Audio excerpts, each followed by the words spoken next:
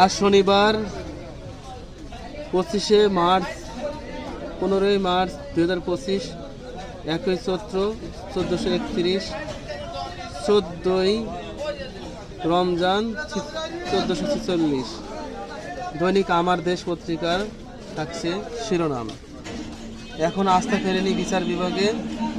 রমজানে নফল দান সাদাকা এবং ফ্যাসিস্ট আমলে দুর্নীতিগ্রস্ত বিচার বিভাগের আস্থা হারিয়ে 50% মানুষ, আদালতে হয়রানি শিকার 90% মানুষ।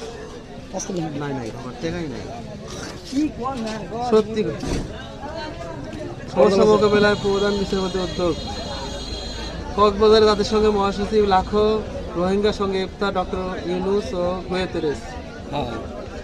আরও কমেছে ভোগ্য পণ্যের দাম, জনগণের স্বস্তি।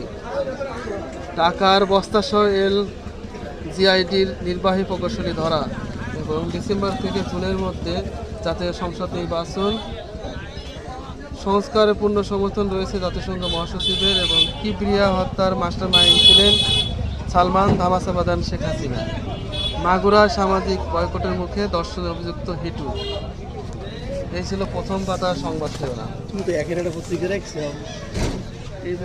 লিটন কন্যা অর্ণার দাপটে কাঁপত রাজশাহী এবং বিশ্ববিদ্যালয় ক্যাম্পাসে ফিরছে মুসলিম সংস্কৃতি।